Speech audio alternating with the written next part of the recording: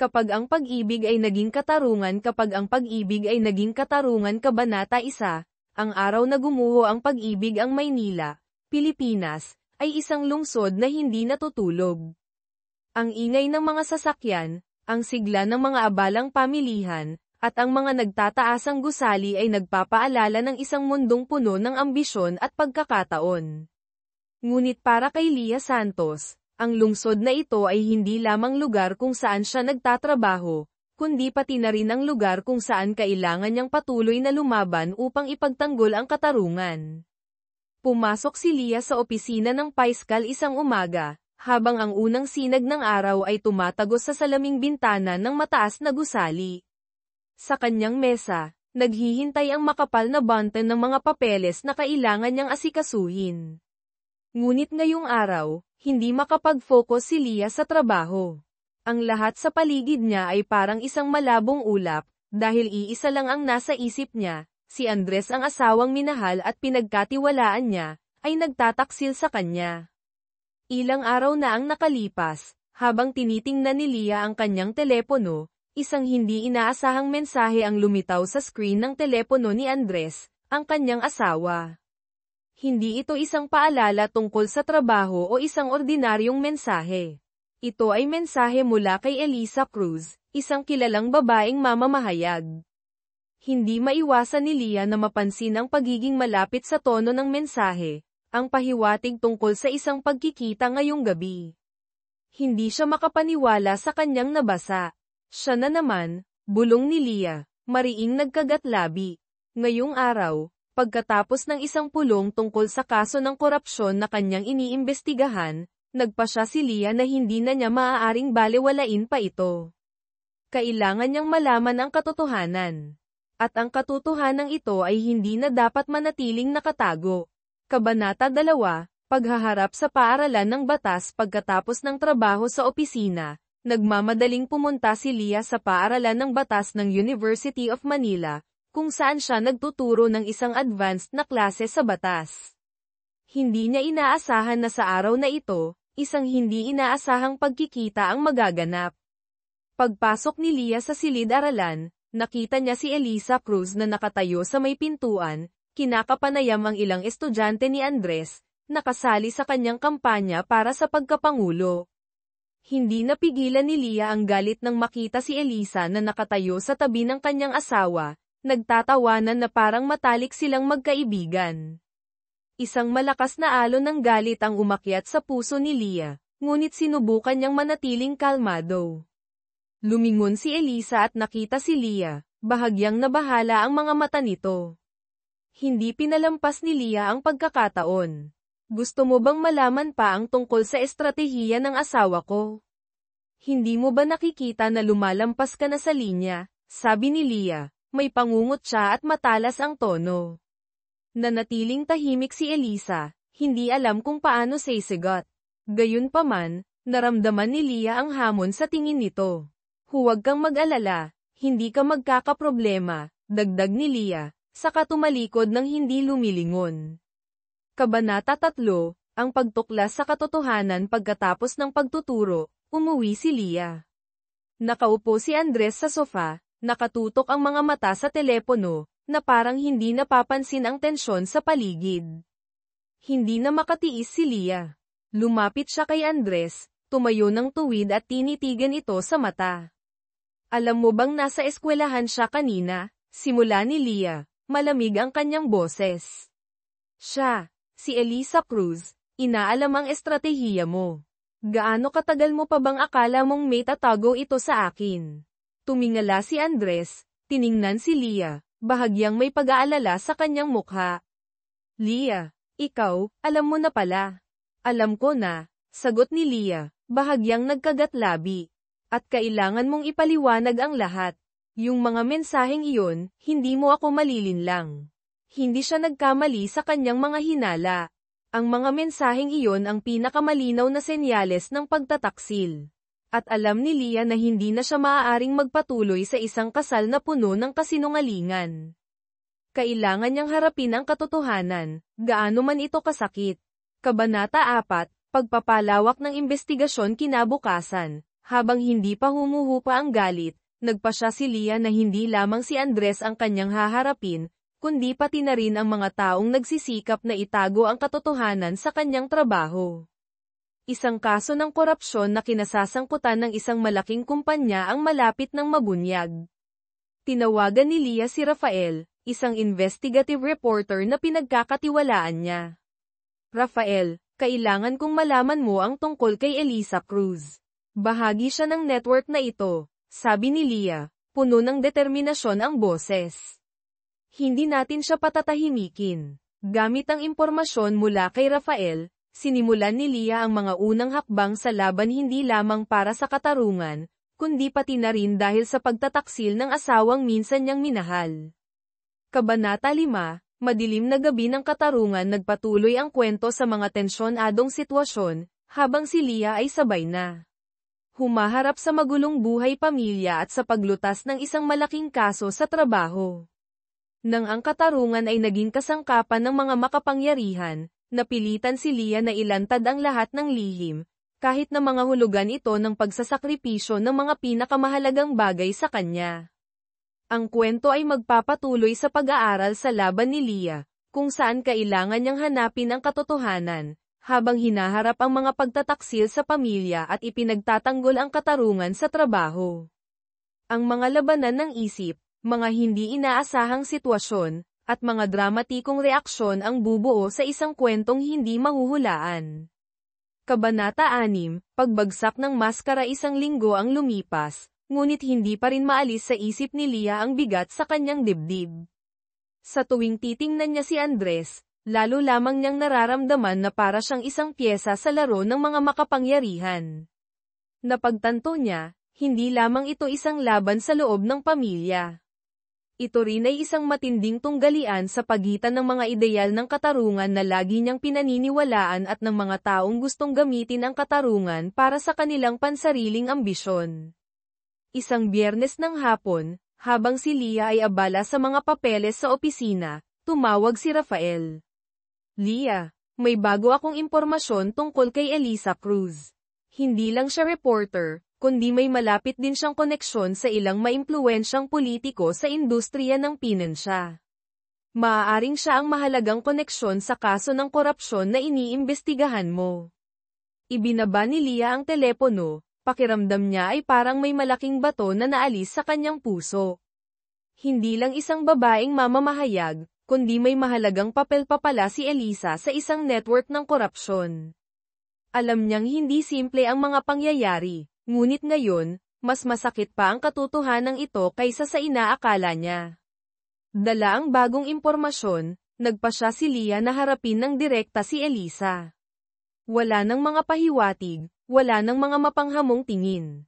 Ibubunyag niya ang katotohanan at hindi hahayaang makatakas ang sinuman sa katarungan.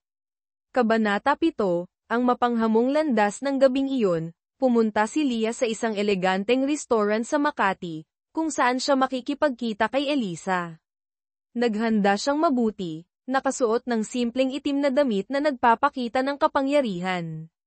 Pagpasok pa lang, napansin agad ni Leah na nauna na si Elisa, kasama ang ilang lalaki. Nang makita si Leah, bahagyang nataranta si Elisa ngunit mabilis na tumayo. Ms. Santos, ikinararangal kong makilala ka, sabi ni Elisa.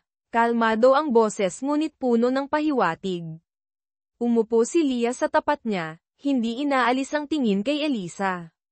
Anong paliwanag ang gusto mong paniwalaan ko? Huwag na tayong magpaligoy-ligoy pa. Pareho nating alam kung ano ang ginagawa natin, sabi ni Leah, puno ng hamon ang boses. Ngumisi si Elisa, ngunit hindi maitago ang pag-aalala sa kanyang mga mata. Ano pa bang masasabi mo? Sa tingin mo hahayaan kitang manalo? Ang ginagawa mo, ang sinusubukan mong gawin ay mga walang saysay na hakbang. Hinding-hindi siya papanig sa iyo. Hindi natinag si Leah. Tama ka, hindi ko inaasahan na papanig siya sa akin. Pero lagi akong papanig sa katarungan. At hindi ka hahayaan ng katarungan na makatakas, Elisa.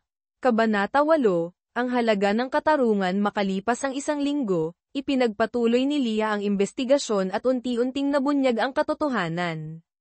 Hindi na maitago ni Andres ang lahat. Isang gabi, nang direkta siyang hinarap ni Leah, tinanong niya ito tungkol sa relasyon nito kay Elisa. Andres, ayoko nang makinig sa mga dahilan. Kung may kaunti kang respeto sa akin, sasabihin mo ang totoo. Yumuko si Andres, hindi makatingin sa kanya. Leah, nagkamali ako. Pero hindi ko na maibabalik ang nagawa ko.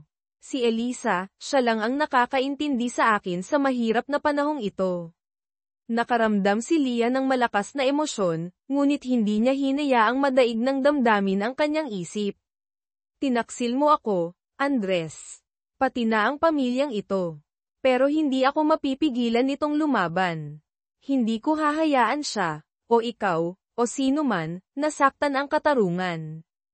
Tumayo siya, tumalikod kay Andres, nagpas siyang hindi na magpapadala pa sa kahinaan nito. Tapos na tayo dito, Andres. Gagawin ko ang tama, kahit na mga hulugan ito ng pagkawala ng lahat. Kabanata 9, sabay na laban ng isip, sabay na laban ng puso kasabay nito. Ang kaso ng korupsyon na iniimbestigahan ni Leah ay umabot na sa mapagpasyang yugto. Natagpuan niya ang mga hindi maitatangging ebidensya tungkol sa pagkakasangkot ni Andres sa mga kaduda-dadaang transaksyon kasama ang mga politiko. Ngayong gabi, kailangan niyang harapin ang lahat ng taong nanlinlang sa kanya, kasama si Elisa, at hindi siya titigil hanggang maipatupad ang katarungan. Maingat na nagplano si Leah para mailantad ang lahat, ngunit bago pumasok sa huling laban, napagtanto niya na ang labang ito ay hindi lamang tungkol sa katarungan, kundi pati na rin sa pagpapanumbalik ng kanyang dignidad. Hindi hahayaan ni Leah na hilahin siya pababa ng pagtataksil, bagkus ay kailangan niyang patunayan na ang mga babae ay maaaring maging mas malakas sa lahat, kahit na nasaktan. Kabanata 10, ang huling desisyon ng gabing iyon, sa isang malaking press conference, tumayo si Leah sa entablado sa harap ng maraming tao, habang nakatutok sa kanya ang maliwanag na ilaw. Ang kanyang mga sinabi ay hindi lamang deklarasyon ng gyera laban sa mga nanlinlang sa kanya, kundi pati na rin isang panunumpa sa katarungan. Sa buhay na ito, minsan kailangan nating harapin ang pinakamasasakit na bagay para mahanap ang katotohanan. At ngayon, narito ako, hindi lamang para sa katarungan kundi para sa lahat ng isinakripisyo ko at ng mga taong tulad ko. Kabanata 11, ang lambat ng pag-ibig at katarungan. Ang pakikibaka ni Leah ay hindi lamang naganap sa kanyang opisina o sa mga tensyonadong paghaharap kina Andres at Elisa, kundi pati na rin sa loob mismo ng kanyang puso. Hindi na siya ang babaeng basta na lamang naniniwala sa pag-ibig at romansa. Ang mahahabang gabi ng hindi pagtulog, ang mga tensyonadong imbestigasyon, ang mga pagtataksil ay nagpabago sa kanya. Posible bang magkaroon ng kapatawaran sa pagitan ng pag-ibig at katarungan? Bagamat ang tanging hangad niya ay maipatupad ang katarungan, hindi maitatanggi na ang mga alaala ni Andres at ang mga pagkakataong nangako itong magbabago ay malalim pa ring nakatatak sa isip ni Leah. Ang mga salita ng pagmamahal, ang mga mainit na yakap, ngayon ay mga anino na lamang sa kanyang kaluluwa. Ngunit alam ni Leah, hindi maaaring manatiling nakakulong sa nakaraan, lalo na't kailangan siya ng katarungan na lumaban ng mas matatag kaysa dati. Kabanata 12, pagtatapos ng isang bagong simula. Isang Lunes ng umaga, nakatanggap si Leah ng hindi inaasahang tawag mula kay Rafael. Mayroon siyang mahalagang balita na kailangan nilang pag-usapan kaagad. Sa pagkakataong ito, hindi ito bagong impormasyon tungkol kay Elisa o sa kaso ng korupsyon na iniimbestigahan, kundi isang babala. Ang mga taong nasa likod ng malaking kasong ito ay hindi lamang nais isantabi ang katarungan, may plano rin silang sirain ang reputasyon ni Leah. Kailangan niyang maging mas maingat kaysa dati. Kailangan nating magplano bago sila kumilos, sabi ni Rafael, may pag-aalala sa kanyang boses. Maaaring wala ng sapat na oras. Hawak ni Leah ang telepono, naging matalas ang kanyang mga mata. Hindi niya hahayaang gumuho ang lahat. Masyado na siyang malayo narating, at hindi maaaring umurong ang katarungan dahil lamang sa mga madidilim na balak.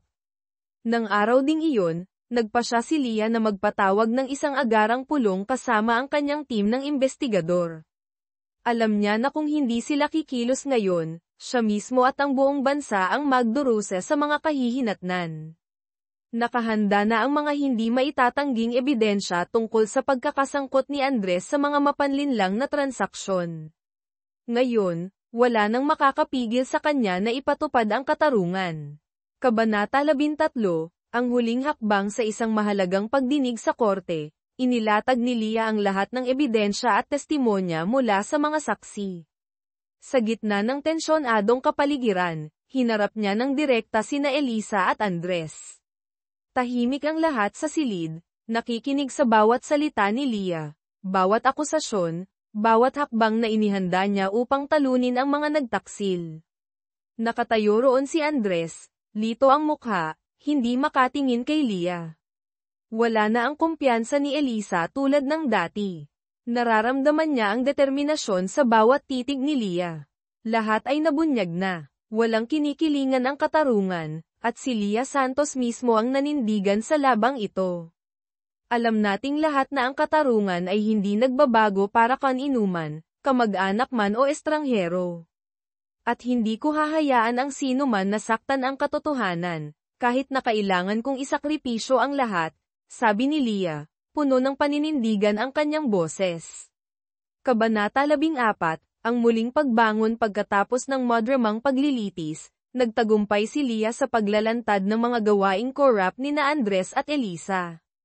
Ngunit hindi rin kakaunti sa gobyerno ang humarap sa hindi inaasahang resulta. Naipatupad na ang katarungan, ngunit hindi ito naging madaling katapusan. Bumalik si Leah sa kanyang pamilya, ngunit hindi na tulad ng dati ang lahat. Natapos na ang kwento ng pag-ibig nila ni Andres, ngunit nagbukas ito ng bagong pinto. Napagtanto niya na walang sakripisyo ang walang kabuluhan kapag katarungan ang huling layunin.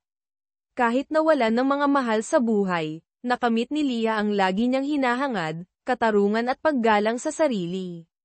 Bagamat may mga sugat pa rin sa puso, alam ni Leah na magpapatuloy ang buhay. Pumasok siya sa isang bagong kabanata, hindi lamang bilang isang paiskal, kundi bilang isang babaeng mas malakas kaysa dati.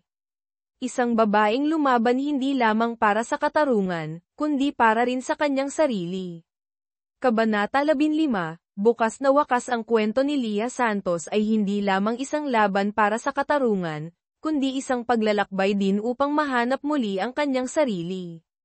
Makakapagsimula kaya siya ng bagong buhay pagkatapos ng lahat ng pinagdaanan? Maaari kayang bumalik ang pag-ibig pagkatapos ng mga lumang sugat, o mananatili bang katarungan ang tanging prioridad sa kanyang buhay? Nananatiling bukas ang hinaharap, ngunit isang bagay ang tiyak, na ipatupad na ang katarungan at hindi siya nagpatalo. Kabanata 16, bagong yugto. Bagamat ang tagumpay sa katarungan sa paglilitis ay isang malaking pagbabago sa buhay ni Leah, hindi pa rin siya lubusang mapayapa. Matapos mabunyag ang katotohanan tungkol kina Andres at Elisa, napagtanto ni Leah na kahit na ibalik niya ang kanyang dignidad at katarungan, hindi pa rin maaaring bumalik sa dati ang lahat sa kanyang buhay. Ang kanyang relasyon sa pamilya at ang kanyang karera ay patuloy pa ring humaharap sa walang tigil na mga pagsubok. Hindi na si Leah ang babaeng madaling masaktan tulad ng dati. Naging simbolo siya ng lakas at katatagan. Ngunit naroon pa rin ang mga sugat sa puso, at hindi madaling maghilom ang mga ito. Gayunpaman, alam ni Leah na hindi maaaring manatiling umiikot sa nakaraan ang buhay. Sinimulan niyang buksan ang sarili sa mga bagong pagkakataon.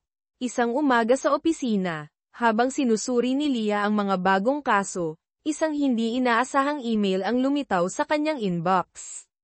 Ito ay isang imbitasyon na sumali sa isang pandaigdigang organisasyon para sa karapatang pantao. Ang imbitasyong ito ay mula sa isang kilalang non-government organization, NGO, at nais nilang si Leah ang mamuno sa isang malaking kampanya ukol sa katarungan at karapatang pantao. Nakaramdam si Leah ng pag-alon sa kanyang puso. Ito ang pagkakataon para magsimula siya ng bagong kabanata sa kanyang karera, kung saan maaari siyang mag-ambag sa mas malalaking isyu sa labas ng kanyang bansa. Ngunit sapat ba ang kanyang tapang upang iwanan ang nakaraan at simulan ang isang bagong paglalakbay?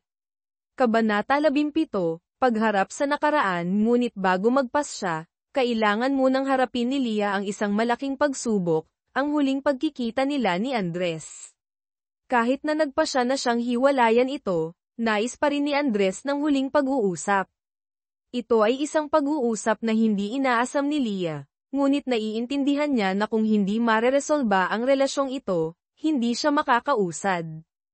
Anong gusto mo, Leah? Tanong ni Andres, puno ng pagod at pagkadismaya ang kanyang boses. Alam kong nagkamali ako, pero mapapatawad mo ba ako? Tumingin si Leah sa mga matang pagod ng lalaking minsan niyang minahal.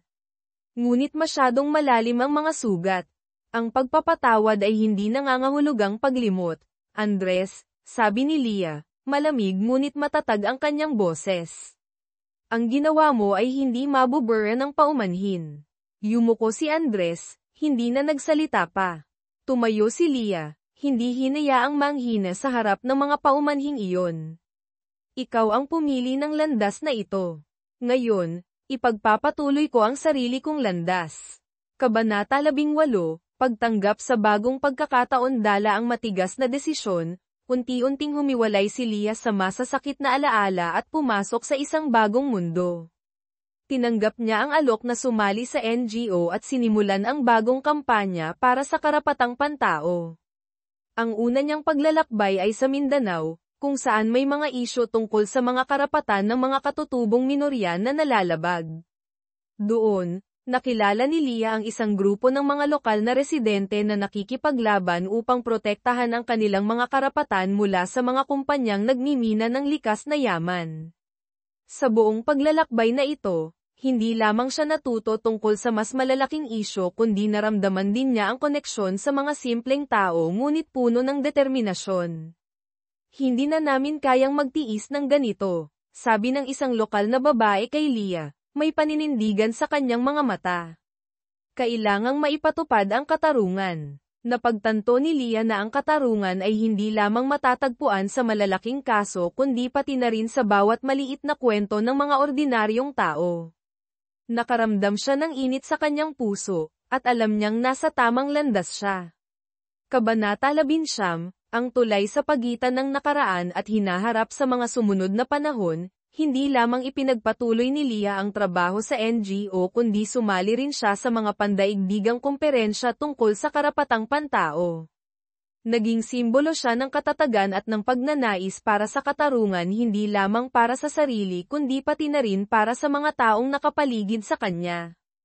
Kahit abala sa trabaho, hindi nakalimutan ni Leah ang kanyang dating kaibigan, si Rafael.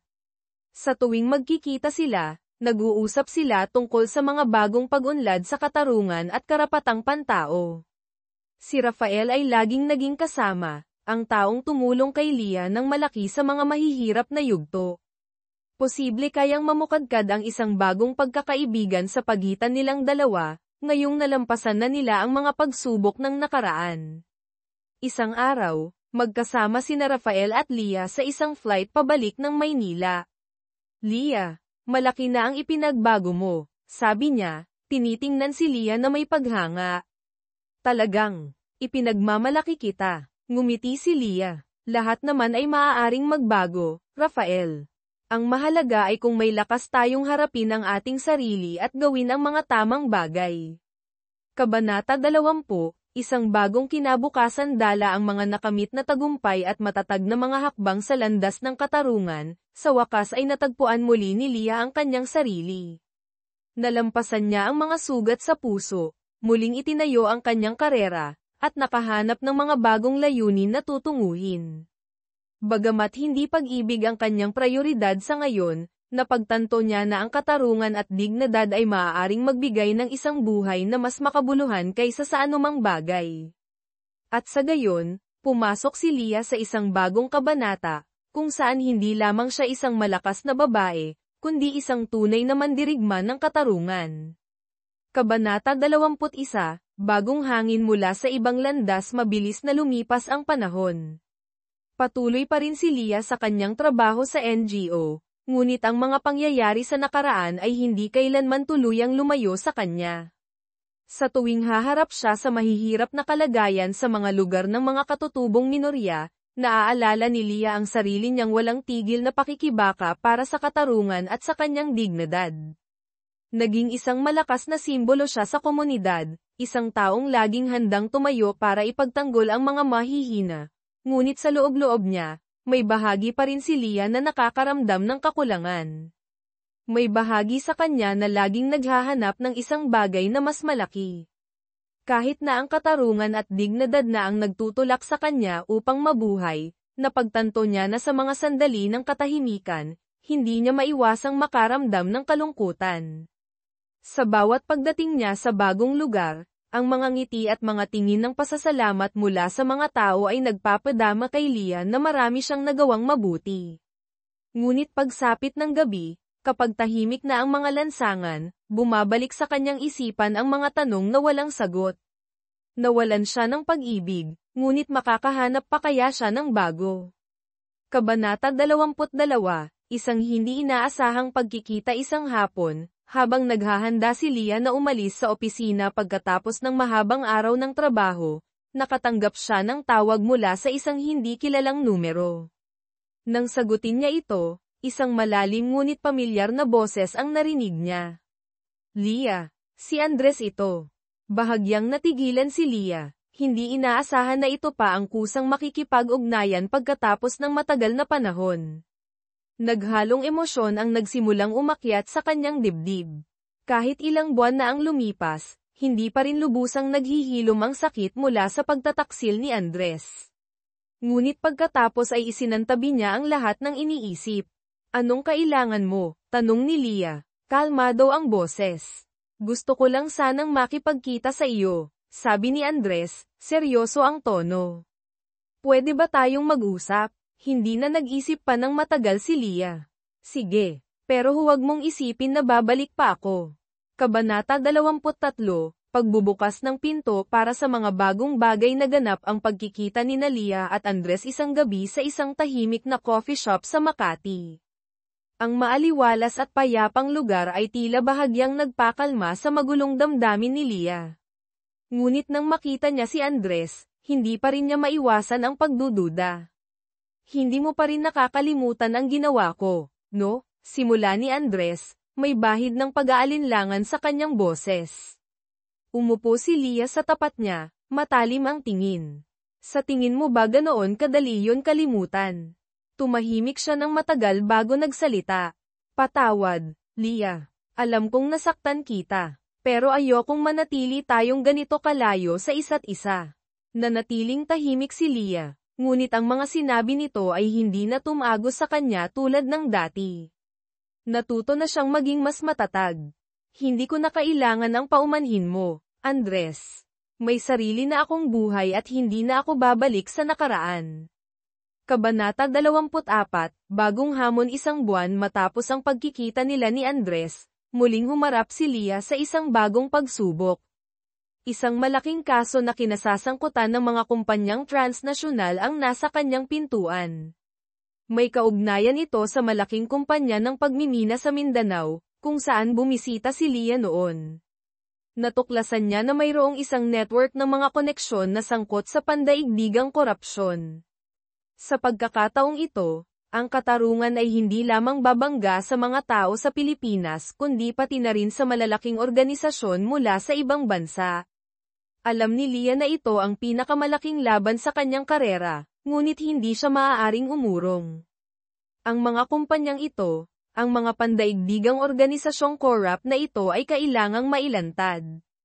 Ngunit sapat ba ang lakas ni Leah upang harapin ang ganito kalakas na puwersa? Kabanata 25, pananatiling matatag sa harap ng buhay. Nagpatuloy ang investigasyon, at walang tigil ang pagdating ng mga pagsubok kay Leah. Kinailangan niyang harapin hindi lamang ang pagtutol mula sa mga makapangyarihang nasa anino kundi pati na rin ang pag-aalala mula sa kanyang mga mahal sa buhay. Muling, nagsimulang bumalik ang pakiramdam ng kalungkutan. Ngunit sa puso ni Leah, may apoy pa ring nagliliyab. Nawalan na siya noon ng mga pinakamahalagang bagay sa buhay, ngunit walang makakapigil sa kanya sa landas na kanyang pinili. Napagtanto niya na ang katarungan ay hindi isang destinasyon, kundi isang paglalakbay. At kahit anong pagsubok pa ang harapin, hindi titigil si Leah. Kabanata 26, ang huling pagkikita sa wakas, naging malinaw ang lahat. Sa huling paglilitis, gamit ang lahat ng nakalap na ebidensya, isinapubliko ni Leah ang mga malalaking pangalan sa likod ng kaso ng transnasyonal na korupsyon. Ang mga makapangyarihang tao ay nailantad, at nagtagumpay ang katarungan. Pagkatapos ng paglilitis, mag-isang tumayo si Leah sa labas ng korte, nakatingala sa kalangitan ng Maynila. Wala na ang mga takot o kalungkutan. Ginawa niya ang tama, at sa bawat hakbang, alam ni Leah na naging bahagi siya ng mas malaking pagbabago sa lipunan. At kahit magpatuloy ang buhay, hindi na muling naramdaman ni Leah ang kalungkutan. Natagpuan niya ang lakas sa kanyang sarili. Gaano man karami ang pagsubok sa buhay, natutunan niya na siya lamang ang makakalikha ng sarili niyang landas. Kabanata 27, Banta mula sa nakaraan. Bagamat isang malaking hakbang ang tagumpay sa malaking kaso, hindi mapigilan ni Leah na isipin ang mga bagay na iniwan niya. Muli, nagsimulang bumalik ang mga multo ng nakaraan. Matapos ipatawag ang lahat para harapin ang kaso ng korupsyon, ilang malalaking pangalan ang naaresto, ngunit may ilan pa ring hindi na ilalantad. Ang mga taong nasa likod ng kaso ay mas malaki pa kaysa sa mga nakita na niya. Isang gabi, habang pauwi si Leah mula sa isang pulong kasama ang kanyang team, nakatanggap siya ng tawag mula sa hindi kilalang numero. Narinig niya ang isang malalim at magaspang na boses, hindi niya makilala kung sino. Leah Santos, pinapayuhan kitang huwag nang lumampas pa. Kung ipagpapatuloy mo ang labang ito, tinitiyak ko sa iyo na ang mga minamahal mo ay hindi na magiging ligtas. Bumilis ang tibok ng puso ni Leah. Marami na siyang hinarap na banta sa kanyang karera, ngunit ito ang unang pagkakataon na naramdaman niya ang ganito kalinaw na panganib. Sa pagkakataong ito, hindi lamang katarungan ang nasa pagsubok kundi pati na rin ang kanyang pamilya. Kabanata 28, ang hindi inaasahang laban kinabukasan, nagpasya si Leah na hindi magpapadala sa takot dahil sa banta. Ngunit alam niya, ang laban ay hindi na lamang tungkol sa katarungan. Ito ay laban para protektahan ang mga mahal sa buhay. Tinawagan niya si Rafael at muling humingi ng tulong. Rafael, kailangan kong subaybayan mo ang mga koneksyon ng mga corrupt na kakalantad ko lang. Maaaring hindi sila titigil dito. Pumayag si Rafael at kasama si Leah, sinimulan nilang maghanap ng mga bagong bakas. Hindi nagtagal, natuklasan nila na may isang malaking grupo ng mga kriminal na nagsisikap manipulahin ang mga network ng negosyo at politika sa Pilipinas. Maaaring pinupuntirya nila ang mga taong lumalaban sa kanila, kasama na si Leah. Kabanata 29, pagbabalik ng dating kaibigan. Isang hapon, habang nakaupo si Leah sa kanyang opisina, isang anino ang lumitaw sa labas ng pinto. Tumingin si Leah at nakilala si Hugo, isang dating kaibigan na nakilala niya noong mga unang taon ng kanyang karera. Si Hugo ay isa sa iilang tao sa larangan ng batas na lubos na pinagkakatiwalaan ni Leah. Nakasama niya ito sa isang malaking kaso noon, ngunit pagkatapos noon, umalis na ito sa propesyon. "Kamusta, Leah?" sabi ni Hugo, mahinahon ang boses ngunit hindi maitago ang pag-aalala. "Nabalitaan ko ang mga pinagdadaanan mo, at sa tingin ko kailangan mo ng tulong." Tinitigan siya ni Leah sandali bago nagsalita, "Bakit ka narito? Akala ko hindi na tayo nag-uusap pagkatapos ng kasong iyon." "Tama ka," tumango si Hugo, "pero naisip kita at nakita ko na kung wala ako, magkakaproblema ka ng malaki. Pinupuntirya ka nila, at matutulungan kita rito." Hindi matanggihan ni Leah ang tulong mula sa dating kaibigan. Sa sitwasyong ito, kailangan niya ang lahat ng suportang makukuha niya. Kabanata 30, papalaking panganib na ipatupad na ang katarungan. ngunit ang banta mula sa mga nasa likod ng korupsyon ay hindi pa tapos. Naramdaman ni Leah ang matinding tensyon habang lalong nagiging komplikado ang mga investigasyon. Unti-unting nabubunyag ang impormasyon tungkol sa pandaigdigang grupo ng kriminal, at lahat ay tumuturo na ang mga taong ito ay hindi lamang nagmamanipula ng mga usaping pinansyal kundi nagbabanta rin sa buhay ng mga taong sangkot. Isang hating gabi, umuwi si Leah at natuklasang bukas ang pinto ng kanyang bahay. Agad siyang pumasok. Bumibilis ang tibok ng puso. Ngunit walang nawala. Mayroon lamang isang mensahe na iniwan sa kanyang mesa, nakasulat kamay, malapit na kami. Hindi ka makakatakas. Kabanata 31, ang huling pagtutuos. Wala ng oras si Leah para mag-alinlangan. Nagpasya siyang ilantad muli ang kasong ito, hindi lamang sa mga korap sa loob ng bansa kundi pati na rin sa mga pandaigdigang organisasyon. Nakipag-ugnayan siya sa mga internasyonal na ahensya ng pagpapatupad ng batas at kasama nila, bumuo ng plano para hulihin ang mga nasa likod, sa kabila ng anumang panganib. Kasama sina Rafael, Hugo, at ang kanyang team, naghanda si Leah para sa isang malaking paghaharap. Isang plano ang binuo, at sa pagkakataong ito, walang makakapigil sa kanila. Kabanata 32. Ang huling pangako. Dumating ang mahalagang araw, nang sabay-sabay na sinalakay ng mga internasyonal na puwersa ang mga pasilidad ng grupo ng kriminal. Sa sandaling ito, muling lumitaw si Andres, hindi na bilang dating asawa kundi bilang isang lalaking humarap sa korte bilang mahalagang saksi. Naroon siya, puno ng pagsisisi ang mga mata, ngunit mayroon pa kayang pagkakataon para sa isang bagong buhay sa pagitan nila.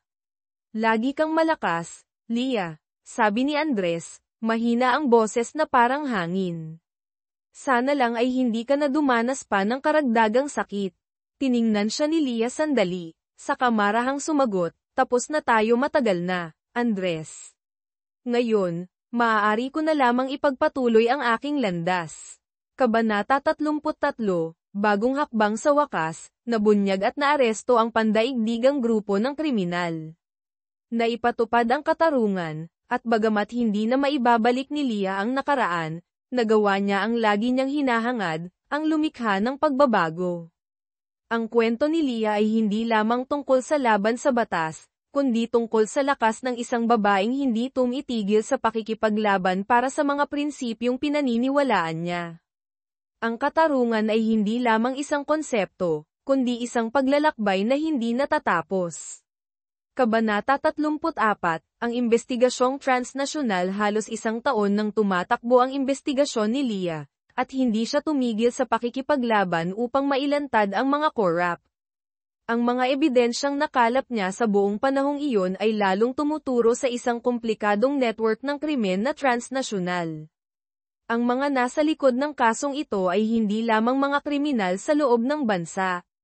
Nabunyag ang mga internasyonal na koneksyon at kinailangan ni Leah na labanan hindi lamang ang mga nasa Pilipinas kundi pati na rin ang mga may malaking impluwensya sa mga pandaigdigang institusyong pinansyal.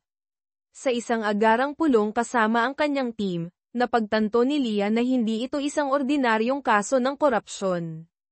Humaharap tayo sa isang sistema ng krimen na malalim nang nakapasok sa pandaigdigang politika at pinansya. Kung hindi tayo mag-iingat, tayo ang unang mapapabagsak, sabi niya, puno ng determinasyon ang boses. Kabanata 35, magulong mga ugnayan tungkol kay Andres. Bagamat hiwalay na sila, hindi pa rin maiwasan ni Leah ang magkasalungat na damdamin. Ang mga sinabi ni Andres ay bumabalik pa rin sa kanya sa mga sandali ng katahimikan. Ngunit napagtanto niya na ang pag-ibig sa nakaraan ay hindi siya maaaring hilahin pabalik. Isang gabi, pinuntahan ni Rafael si Leah. Nakatanggap siya ng isang misteryosong mensahe mula sa hindi kilalang source, at naglalaman ito ng mahalagang tanong, kaya bang patawarin ni Leah ang kanyang sarili, kung ang lahat sa paligid niya ay puro kasinungalingan lamang. Kabanata 36, pagkawala ng kontrol. Hindi inaasahan ni Leah na ganito kalaki ang mga sabwatan sa likod ng kaso ng korupsyon. Bagamat nagtagumpay siya sa paglalantad ng mga korap sa gobyerno, Sa tuwing iisipin niyang malapit na siya sa katapusan, isang bagong lihim ang lumilitaw, humihila sa kanya sa isang paikot-ikot na walang katapusan. Isang hapon, habang sinusuri niya muli ang mga dokumento sa kanyang opisina, tumawag si Rafael. Bahagyang tensyonado ang kanyang boses, hindi tulad ng dati. Lia, kakakuha ko lang ng agarang impormasyon. Mukhang naloko tayo. May source akong nagsabi na isa sa mga mahahalagang saksi ay binabantaan at hindi na makapagpatuloy sa pagbibigay ng impormasyon sa atin. Anong nangyari? Tumingin si Lia, umakyat ang kaba sa kanyang dibdib. Gaano kalala ang banta sa kanila? Hindi ko sigurado, pero sinabi ng source na nakahanap sila ng paraan para piliting manahimik ang saksing ito. At siya ang mahalagang koneksyon sa buong kasong ito, patuloy ni Rafael. Kailangan kitang pumunta agad. Wala nang ibang pagpipilian si Lia. Kailangan niyang harapin ang mga bagong hamon, kahit hindi niya alam kung makakayanan niyang malampasan ang bagyong ito. Umalis siya sa opisina, puno ng pag-aalala at determinasyon.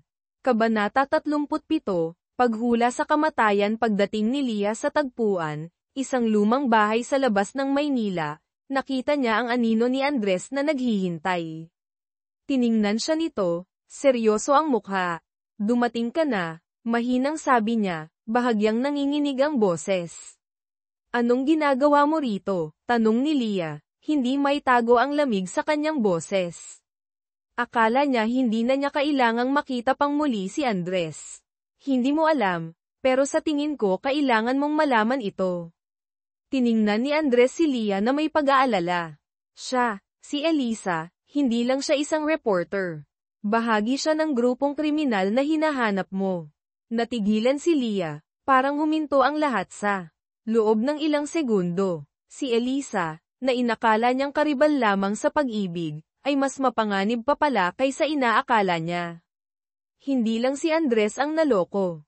Pati si Lia, kasama ang buong karera at tiwala niya, ay nasangkot sa isang network na hindi niya namamalayan. Tama ba ang narinig ko?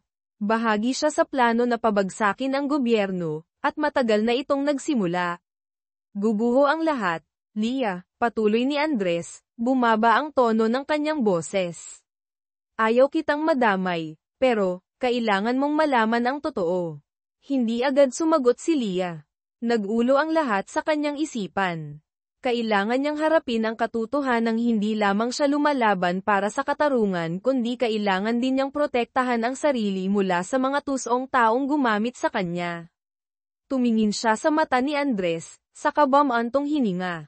Sa tingin mo maniniwala ako sa iyo, sabi ni Lia, puno na ng pagdududa ang kanyang boses. At anong gusto mo sa akin? Gusto ko lang, huwag mong hayaang mapunta ka sa gitna ng laban na ito. Lahat ng ginawa ko, ay para protektahan ka. Sagot ni Andres, mahina ang kanyang boses. Ngunit hindi na mapagkakatiwalaan ni Lia ang mga salita nito. Alam niyang kailangan niyang ipagpatuloy ang labang ito ng mag-isa, gaano man kasakit ang katotohanan tungkol kina Elisa at Andres. Kabanata 38, Paparating na unos. Lalong naging komplikado ang investigasyon. Natuklasan ni Lia na si Elisa at ang pandaigdigang grupo ng kriminal ay hindi lamang may impluwensya sa Pilipinas kundi may koneksyon din sa malalaking institusyong pinansyal, mga nasa likod ng pagbili ng kapangyarihan, pagmamanipula sa mga politiko, at may ugnayan pa sa ibang mga pandaigdigang organisasyon. Nakabuo sila ng isang matatag na network at may pangmatagalang estratehiya. Ngunit nakakuha si Lia ng isang mahalagang lead mula sa isang mapagkakatiwalaang source. Isang tao sa grupo ni Elisa ang nagsisi at nagpas siyang makipagtulungan sa pulisya. Nag-iwan siya ng mahalagang mensahe para kay Lia, hindi sila titigil. Kung hindi ka kikilos ngayon, marami pang buhay ang mawawala. Napagtanto ni Lia na nauubos na ang oras. Ang laban ay hindi na lamang tungkol sa katarungan, kundi laban para mabuhay. Sinimulan niyang bumuo ng isang mapagpasyang plano ng pagkilos. Hindi niya hahayaang magpatuloy ang mga taong ito at magdulot pa ng karagdagang pagkawasak. Nakipag-ugnayan si Lia kina Rafael, Hugo, at maging sa mga internasyonal na ahensya upang isagawa ang plano ng paghuli sa grupo ng kriminal. Kabanata 39, ang paglusob ng katarungan. Pagkatapos ng isang buwang paghahanda, nagsimula ang huling laban. Isang hating gabi, habang tahimik na isinasagawa ng mga internasyonal na kriminal ang kanilang pinakamalaking transaksyon, biglang sinalakay ni Leah at ng kanyang team ang kanilang mga pasilidad. Naganap ang mga tensyonadong habulan sa iba't ibang lugar. Maipapatupad kaya ang katarungan kung lahat ng baraha ay laban kay Leah? Ang pag-atake ay isang perpektong koordinasyon sa pagitan ng mga internasyonal na puwersang panseguridad at ng team ni Leah. Bawat hakbang ni Leah ay maingat na kinakalkula. Alam niyang ito na ang magiging pinakamalaking paghaharap sa kanyang karera. Nang gabing iyon, ilang pinuno ng grupo ng kriminal ang nahuli, ngunit ang nasa pinakalikod ay hindi pa rin nagpapakita. Kabanata 40, mula sa madilim na landas tungo sa liwanag nagpatuloy ang investigasyon, at pagkatapos ng ilang buwang pagtatrabaho, sa wakas ay nahuli ang mga pinuno ng grupo ng kriminal. Si Elisa at ang kanyang mga kasabwat ay nailantad sa harap ng katarungan. Gayunpaman, naroon pa rin ang banta mula sa mga nagtatago sa anino, at alam ni Leah na ang landas sa hinaharap ay hindi kailanman magiging madali. Ang kwento ni Leah ay hindi lamang nagtapos sa tagumpay sa harap ng batas, kundi isa ring paglalakbay upang mahanap muli ang sarili. Napagtanto niya na ang karera sa katarungan ay hindi lamang puro tagumpay kundi puno rin ng sakit at sakripisyo. Marami siyang nawala, ngunit natagpuan din niya ang lakas sa kanyang sarili. Nang tumayo siya sa harap ng korte, na ang lahat ng ebidensya at katotohanan ay nailantad na, buong pagmamalaki niyang tiningnan ang mga taong dating humamon sa kanya na ngayon ay kailangang pagbayaran ang kanilang mga ginawa. At kasama ang mga taong nanatili sa kanyang tabi, sina Rafael, Hugo, at ang mga tunay na kaibigan, alam ni Leah na bagamat tapos na ang labang ito, magpapatuloy ang kanyang buhay na may mas malaking misyon. Kabanata 41, ang pagkakataon ng kapangyarihan. Nakatayo si Leah sa harap ng isang pamilyar na mukha, ngunit hindi na ito ang mukhang nakita niya sa nakaraan. Nagbago na si Andres. Wala na ang malakas, kumpiyansang lalaki, na may mga pangako, ngayon ay pagkadismaya at kawalan na lamang ng pag-asa ang natitira sa kanya. Bagamat tuluyan na siyang bumitaw, ang pagkikitang ito ay nagparamdam kay Leah na ang mga sugat sa kanyang puso ay hindi pa lubusang naghihilom. Talaga bang nagawa mo ang lahat ng iyan? Tanong ni Andres, puno ng pagdududa ang kanyang boses, ngunit may bahid din ng paghanga. Tiningnan ni Leah ang kanyang mga mata, ang mga damdaming matagal nang lumubog sa kaibuturan ng kanyang puso ay tila muling umahan. Ngunit hindi niya hinayaang maapektuhan nito ang kanyang desisyon. Hindi ko ginawa ang lahat ng ito para sa iyo. Ginawa ko ang lahat para sa katarungan. At wala na akong kailangang sabihin pa sa iyo. Yumuko si Andres, at sa wakas ay bumantong hininga, naiintindihan ko. Tumalikod si Leah. Hindi na lumingon pa. Matagal na niyang napagpasyahan na walang makakahila sa kanya pababa. At ang halagang kailangang bayaran ni Andres para sa kanyang mga ginawa ay naipatupad na. Kabanata 42, mga lumang landas. Mga bagong paglalakbay kasabay nito. Hindi pa tapos ang investigasyon sa mga transnasyonal na organisasyong kriminal.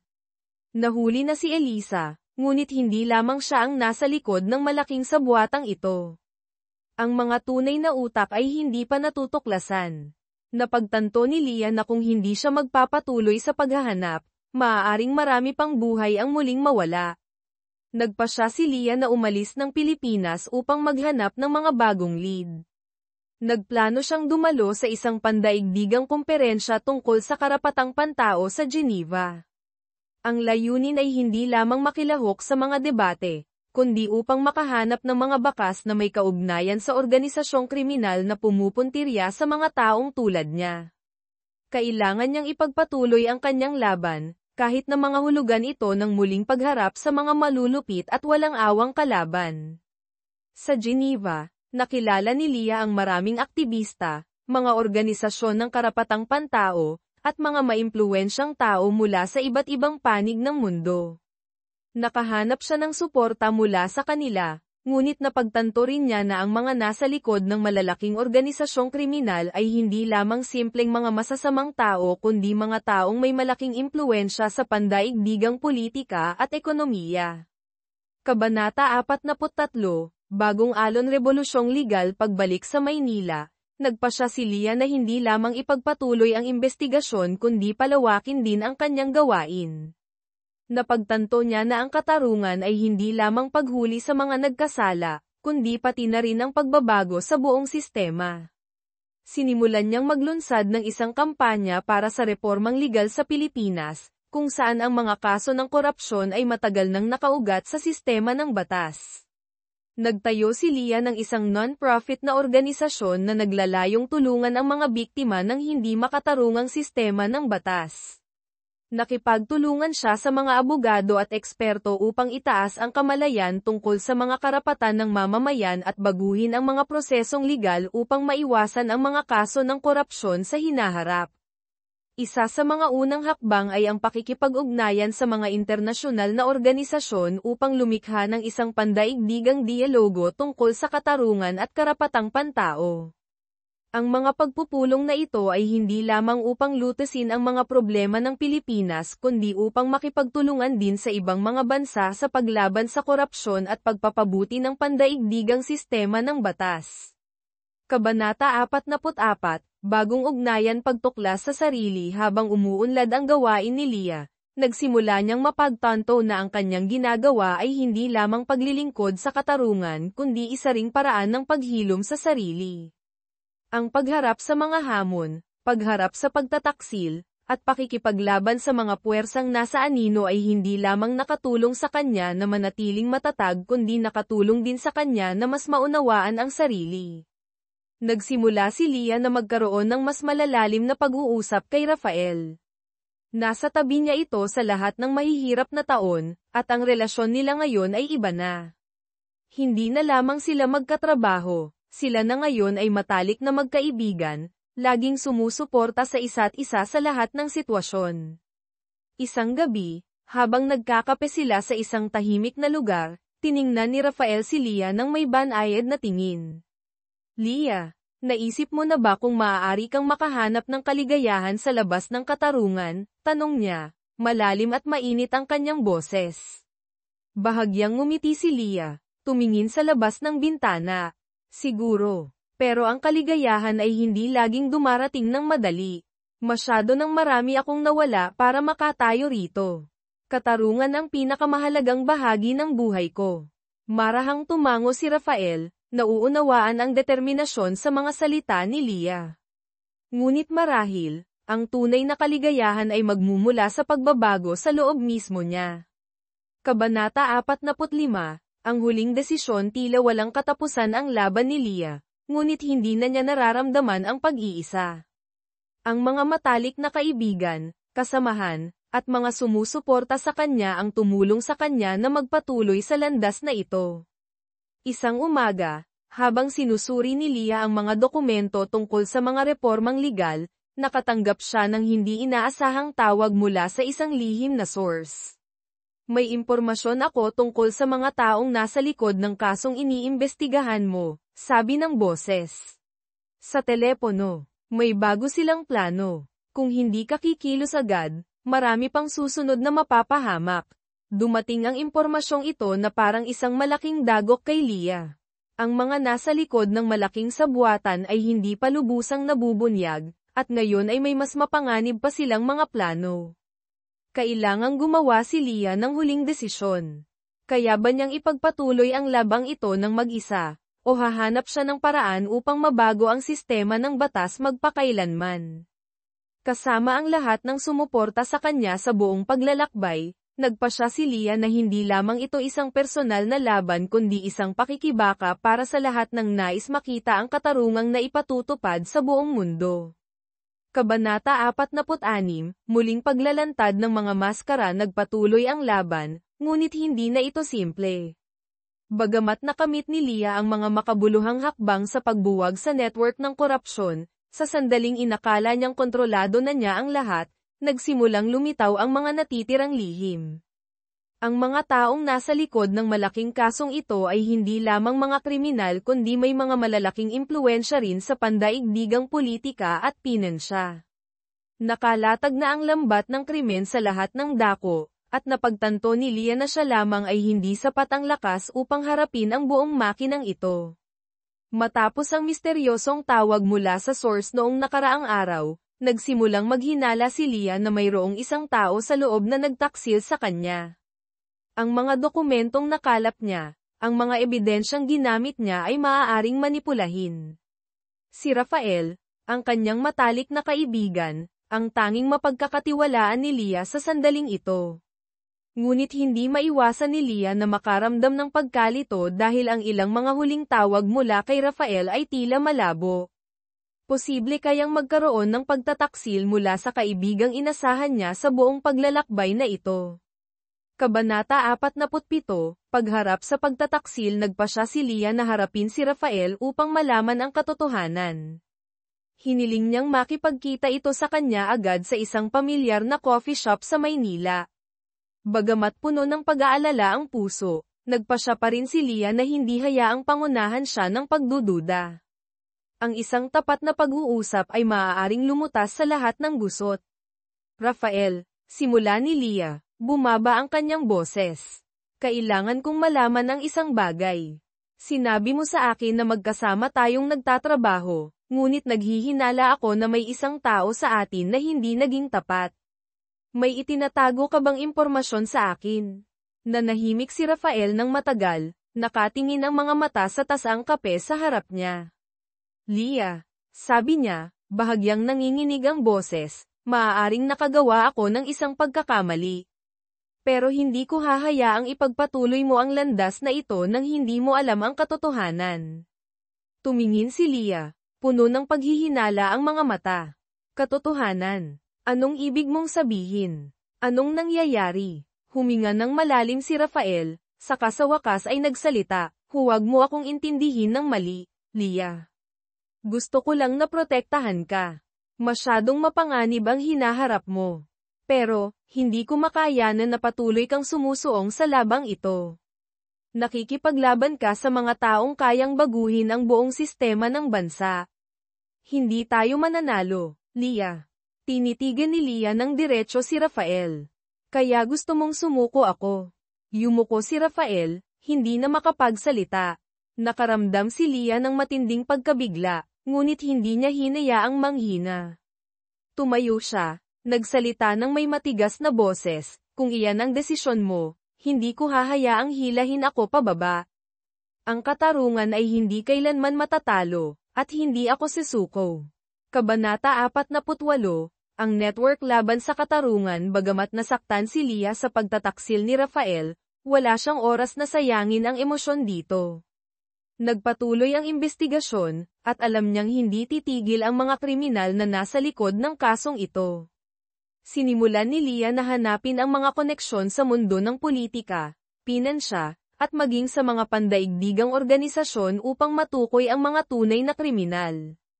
Isa sa mga mahahalagang lead na natuklasan niya ay ang ugnayan sa pagitan ng malalaking kumpanyang pinansyal at ng mga kriminal na naimbestigahan na. Natagpuan niya ang mga ninakaw na dokumento mula sa mga internasyonal na pagpupulong, mga kadudad-ang transaksyon na kinasasangkutan ng mga bangkong transnasyonal. Hindi na lamang ito isang laban sa batas. Napagtanto ni Leah na nakikipaglaban siya sa isang pandaigdigang network ng kapangyarihan kung saan kahit sino, pati na ang mga maaaring nagtatrabaho sa gobyerno, ay maaaring magamit. Upang manalo, kailangan niya ng tulong mula sa mga internasyonal na puwersa at mga kakampi mula sa mga organisasyong laban sa korupsyon. Kabanata 49, ang pandaigdigang laban. Hindi maaaring manatiling tahimik. Nagpasya si Leah na makipagtulungan sa mga pandaigdigang organisasyong laban sa korupsyon, kasabay ng pakikipag-ugnayan sa mga ahensya ng pagpapatupad ng batas sa maraming bansa upang salakayin ang mga internasyonal na network ng krimen na ito. Sinimulan niyang dumalo sa mga internasyonal na pagpupulong, kung saan nagaganap ang mga negosasyon sa pagitan ng mga bansa tungkol sa karapatang pantao at paglaban sa korupsyon. Sa isang mahalagang kumperensya laban sa korupsyon na ginanap sa Geneva, nakilala ni Lia ang mga ekspertong legal, mga aktivista ng karapatang pantao, at mga pinuno ng mga organisasyong laban sa korupsyon.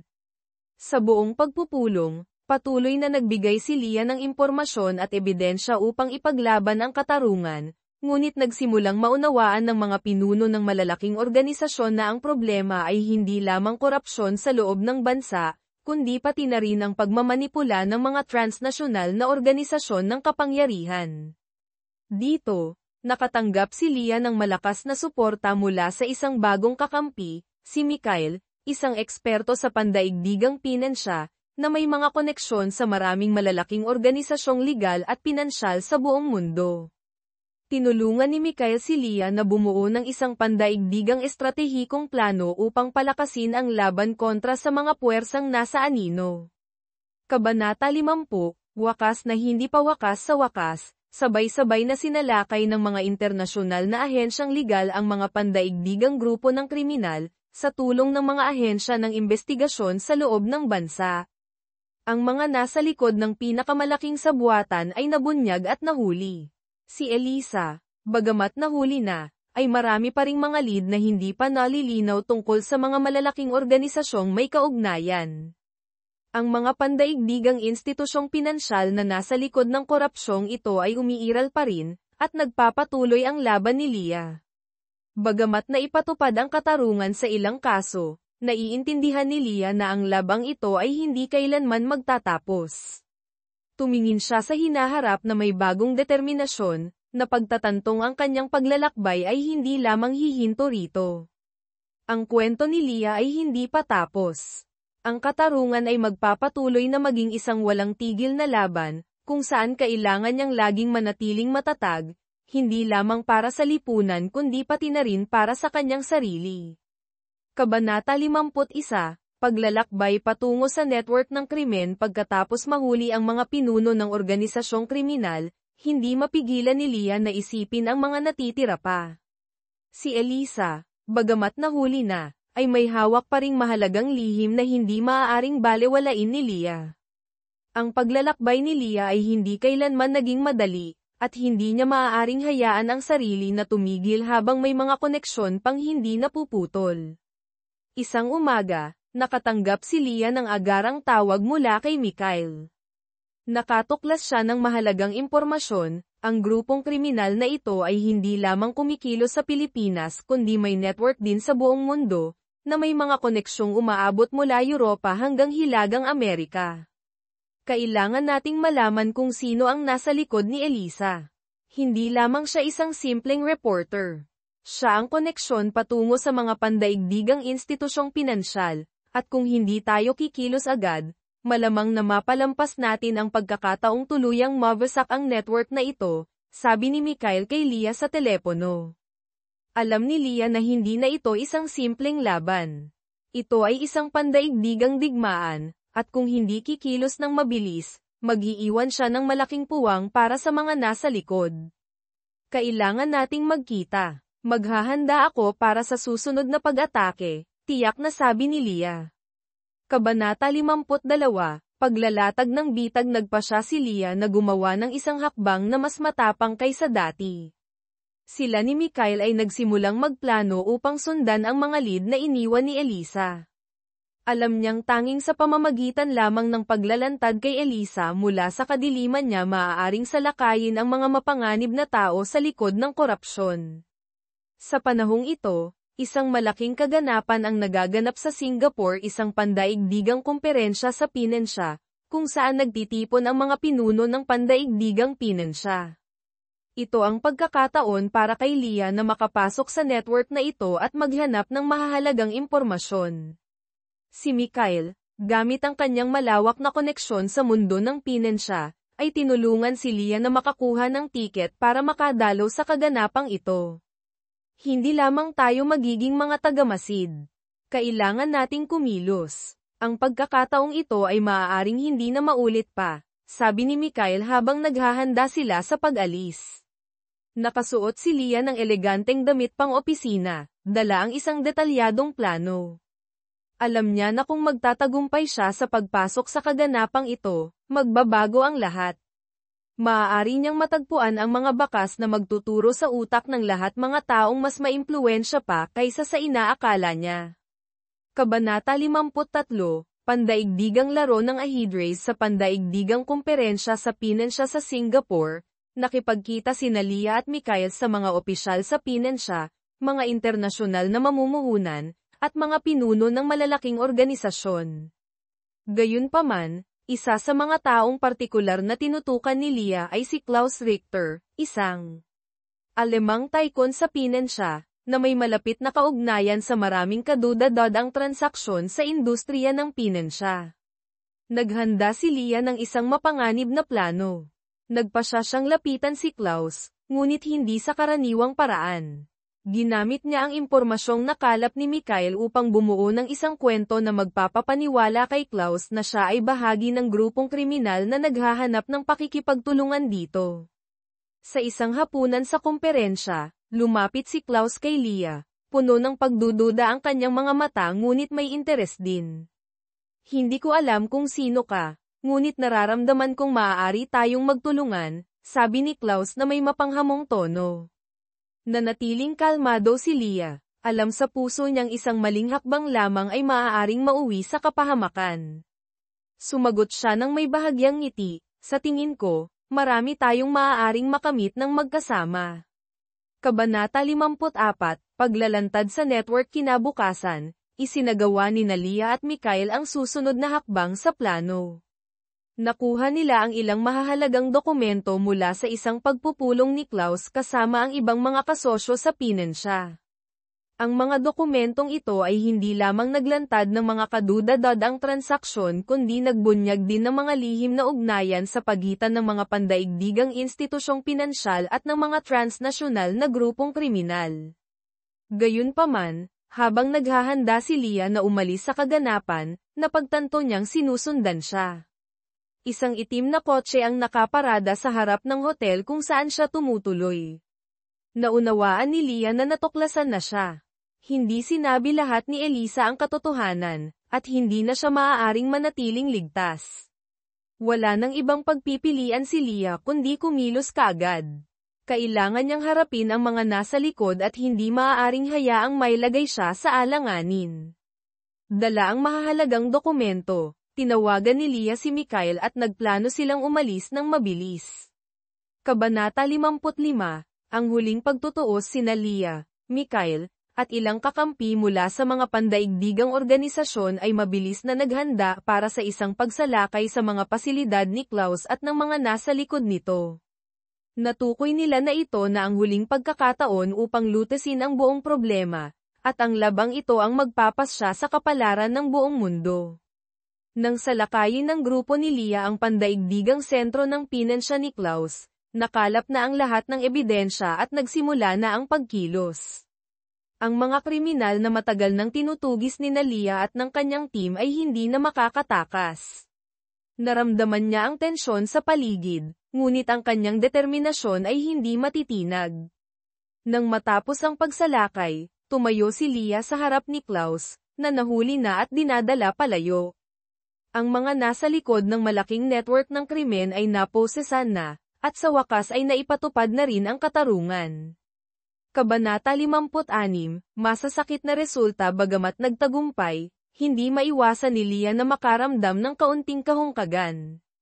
Ang kanyang laban ay hindi lamang natapos sa mga tagumpay sa korte o mga direktang paghaharap.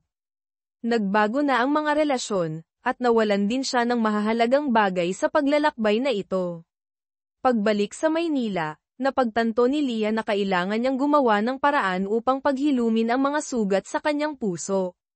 Naipatupad na ang katarungan, ngunit makakahanap pa kaya siya ng kapayapaan sa buhay.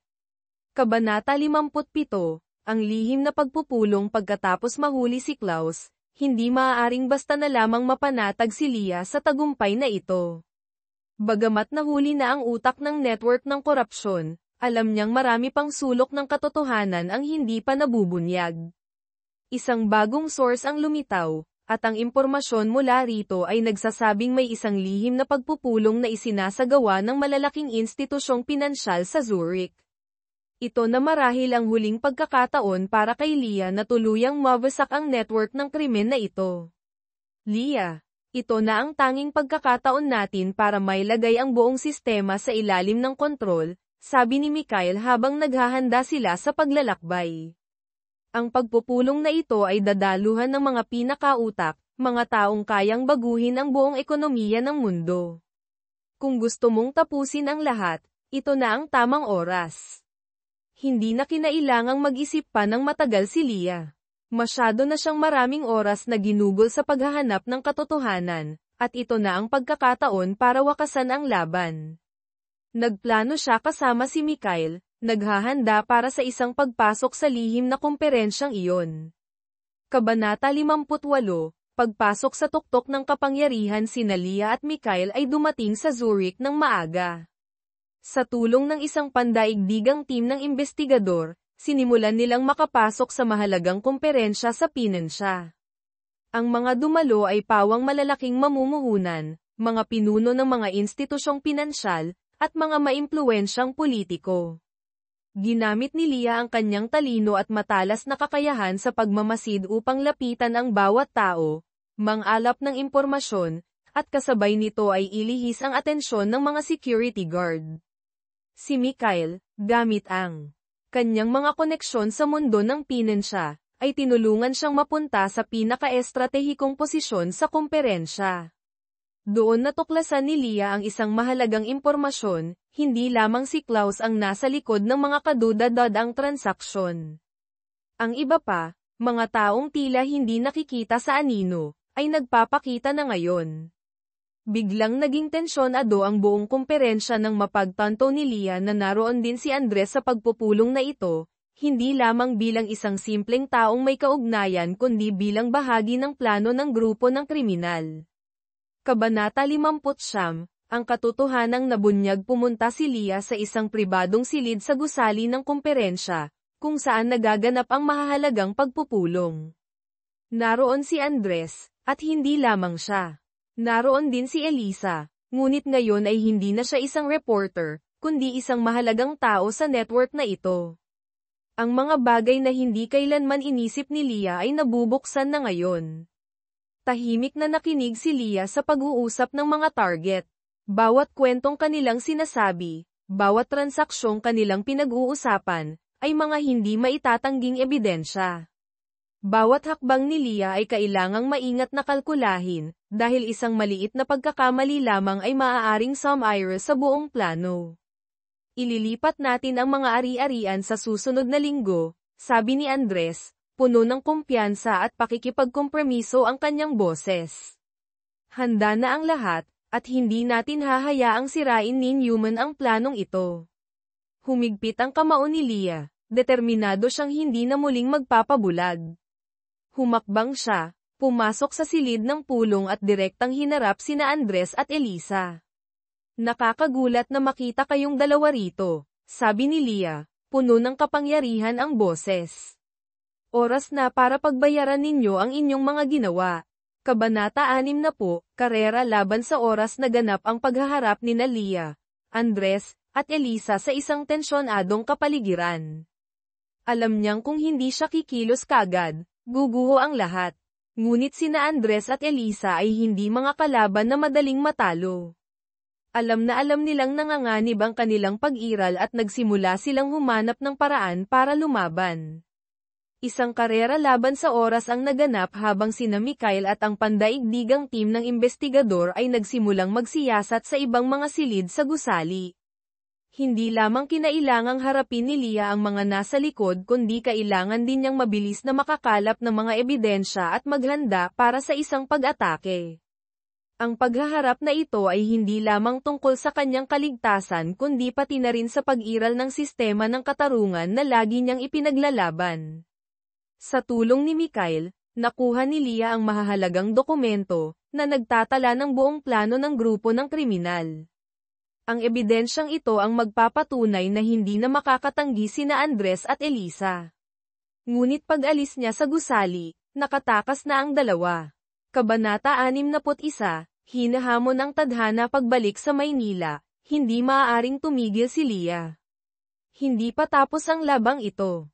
Bagamat nailantad na ang mga korap, hindi pa tapos ang paghaharap kina Andres at Elisa. Kailangan niyang harapin ang katotohanang minsan, hindi agad na ipatutupad ang katarungan. Naghanda si Leah para sa isang pagsalakay sa mga natitirang base ng grupo ng kriminal. Kasabay nito, napagtanto rin niya na ang mga sakit ng nakaraan ay hindi maaaring manatiling nakakapit sa kanya. Ang pagtataksil ni na Andres at Elisa ay malalalim na sugat, ngunit sa bawat pagsubok, lalong tumatatag si Leah. Kabanata 62, Pandaigdigang puwersa at ang huling pagsalakay upang harapin ang huling pagtutuos, nakipag-ugnayan si Leah sa mga pandaigdigang puwersa at nagmungkahi ng masusing kooperasyon upang mas matinding salakayin ang pandaigdigang grupo ng kriminal. Pagkatapos ng maraming negosasyon, isang pandaigdigang kampanya ang inilunsad. Sa dilim ng gabi, habang iniisip ng mga nasa likod na nanalo na sila, nagsagawa si Leah at ang kanyang mga kasama ng isang tumpak at mapagpasyang pag-atake.